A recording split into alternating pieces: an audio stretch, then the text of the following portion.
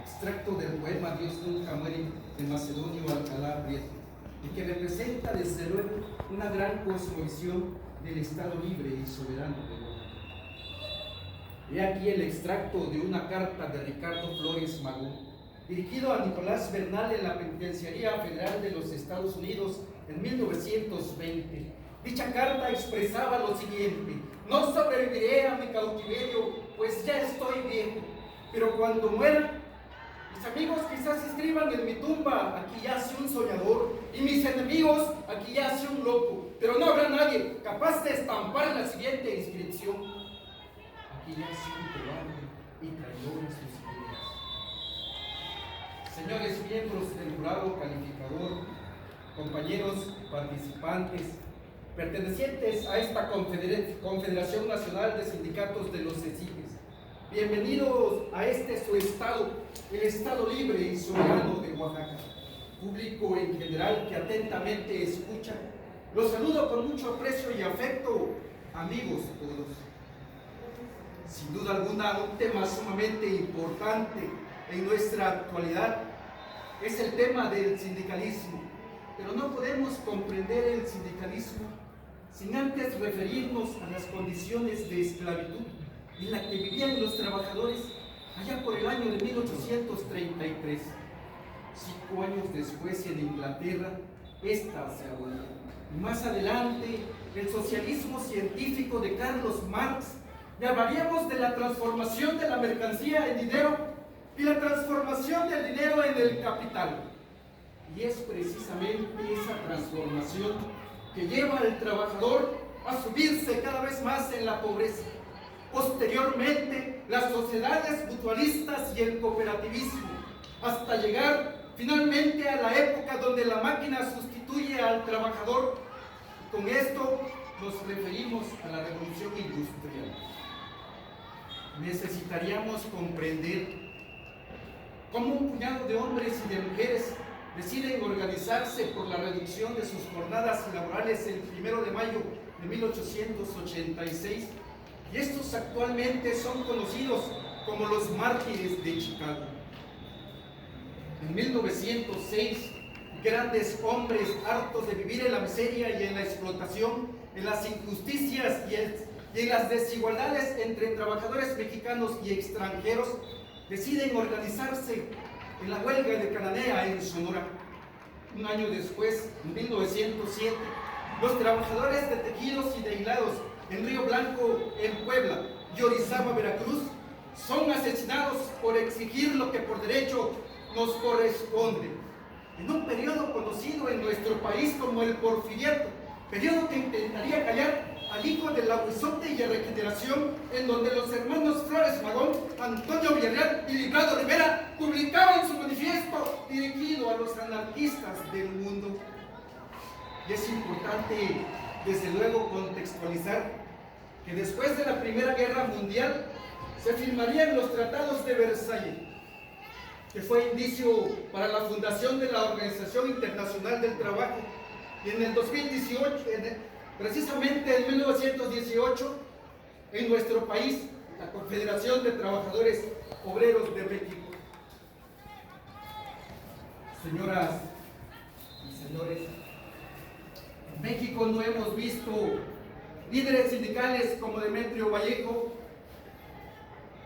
el líder ferrocarrilero, enemigo de la corrupción y el corporativismo, pero sí hemos visto otros tantos como Romero de Champ, Napoleón Gómez Urrutia y el Maester Gordillo. Es por ello que en los últimos sexenios se ha querido exterminar el sindicalismo. Muchas veces los líderes sindicales, en contubernio con la burguesía, han pisoteado los derechos de la clase trabajadora. Allá se encuentra Fidel Velázquez en su tumba, queriendo reelegirse una vez más como líder de la CTM, a lo que solo la muerte se lo impide. El mismo expresidente Plutarco Elías Calles, como lo señala Cosío Villegas, en el sistema político mexicano, creando desde luego un instituto que lograra mantener el control de los sindicatos. Tristemente hemos visto cómo esas manos alfareras del hombre trabajador no encuentran cómo moldear a sus dirigentes sindicales. Y con un mísero puño de sal mitigan el hambre y la sed del hombre artesano.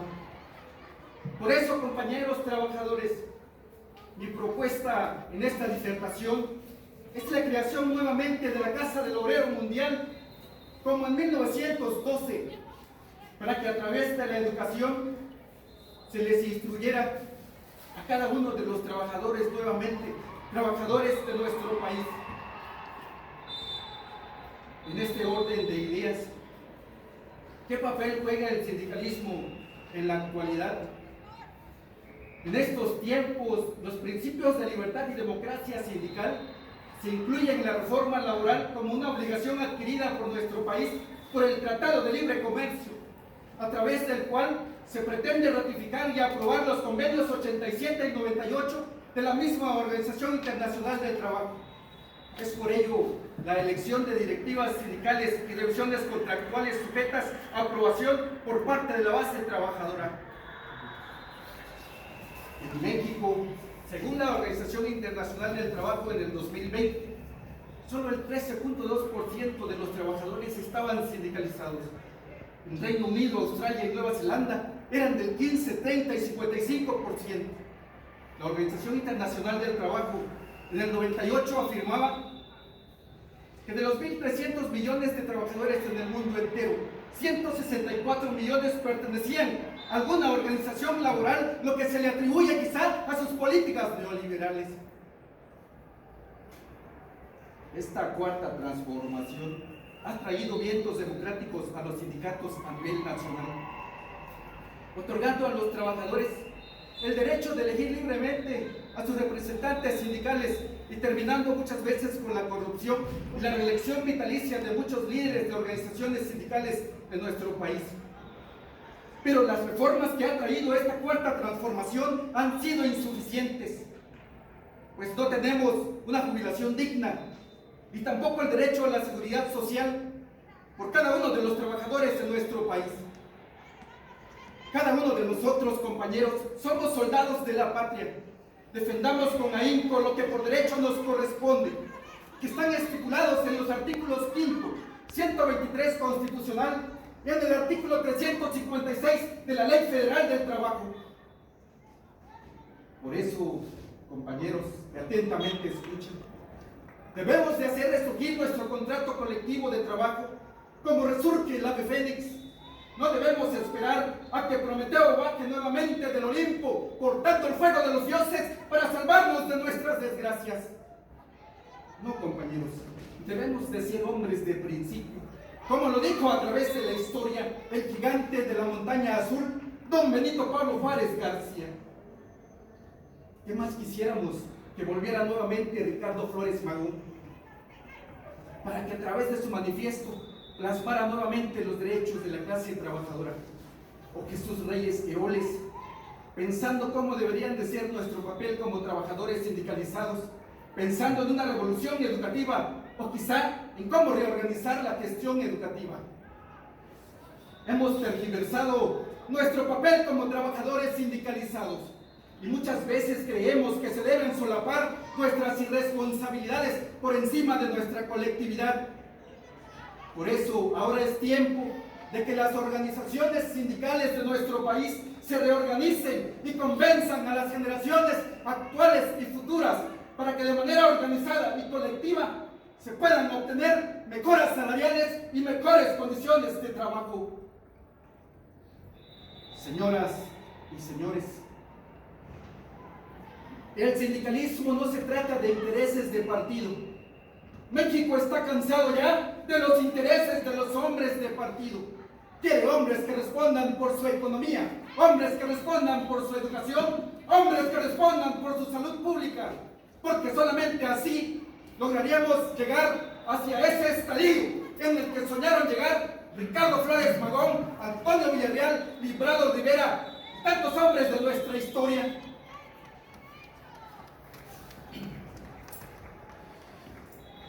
Por los asesinados en Sonora, en Veracruz, el mensaje que debe quedar sincerado hoy en nuestros corazones es el mensaje del autor de Regeneración, en donde dice que la libertad no se conquista de rodillas, sino de pie, levantando golpe por golpe, infringiendo herida por herida, humillación por humillación, castigo por castigo. Que corra la sangre a torrentes, ya que ella es el precio de la libertad. Por una renovación de nuestro contrato colectivo de trabajo en nuestro país, he dicho. ¡Bravo!